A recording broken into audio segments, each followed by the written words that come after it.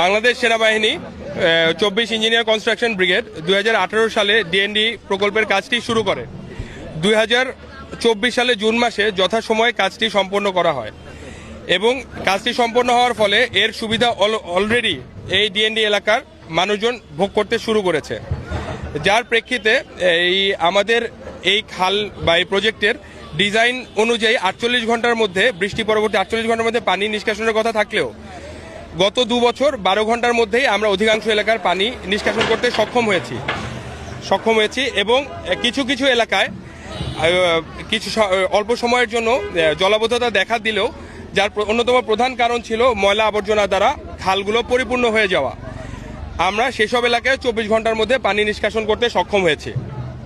So এখন দেখা যাচ্ছে যে আমরা এইসব এলাকার পানিগুলো আমরা এইসব খালগুলো যেগুলো ভরাট হয়ে গিয়েছে সেগুলো আমরা গত 1 বছর আগেও সব ক্লিয়ার করা ফেলা। আমাদের পিছিয়ে যে কংস নদী নামের খালটি দেখছেন, এটি 1 বছরের ব্যবধানেই আবার পরিপূর্ণরূপে ভরাট হয়ে গিয়েছে।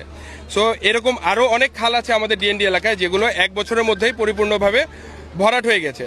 যে উদ্দেশ্য নিয়ে আমাদের এই ডিএনডি প্রকল্পটি বাস্তবায়ন করা হয়েছে তা যদি নারায়ণগঞ্জের বা ডিএনডি প্রকল্প এলাকার মানুষজন অনেক সময় বা সুফল ভোগ করতে চায়, তার জন্য আমাদের খালগুলো রক্ষণাবেক্ষণের পাশাপাশি আমাদের জনসচেতনতাও বৃদ্ধি করতে হবে, যাতে এইসব খালে ময়লা ফেলে খালগুলো ভরাট না করে।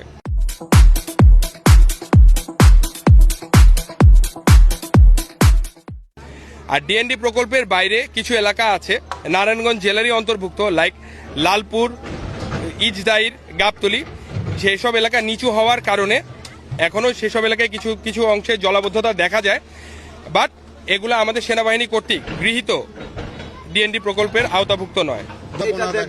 আমাদের অলরেডি প্রকল্প শেষ হয়ে গিয়েছে। আমরা এই জুনের 30 তারিখে প্রকল্পটি হস্তান্তর করে দেব ওয়াটার ডেভেলপমেন্ট বোর্ডের কাছে এবং ওয়াটার ডেভেলপমেন্ট বোর্ড পরবর্তীতে এটা খুব সম্ভবত সিটি কর্পোরেশনের কাছে হ্যান্ড ওভার করবে। আমরা আমাদের 100% কাজই বাস্তবায়ন করেছি এবং আমাদের ডিএনডি প্রকল্প এলাকায় যেসব এলাকায় ক্ষণিক জলাবদ্ধতাও দেখা দিয়েছে, সেনাবাহিনী আমাদের, যেমন আপনি এখন এখানে দেখছেন আমাদের গাড়ি কাজ করছে, যখন যেখানে প্রয়োজন আমরা প্রম্পট অ্যাকশনের মাধ্যমে ময়লা পরিষ্কার করে সেসব জায়গায় আমরা পানি নামাতে সক্ষম হয়েছে। বলা যাবে না যেসব এলাকায় ব্লক হয়েছে সব এলাকায় আমরা আবার নতুন করে ময়লা অপসারণ করা শুরু করেছি এবং এটা শেষ করে দিই। আমাদের আসলে স্থায়ী সমাধান বলতে আমরা তো উচ্ছেদ করে দিয়েছি, পরবর্তীতে এটা যাদের কাছে দায়িত্ব পড়বে তারাই এটা করতে হবে।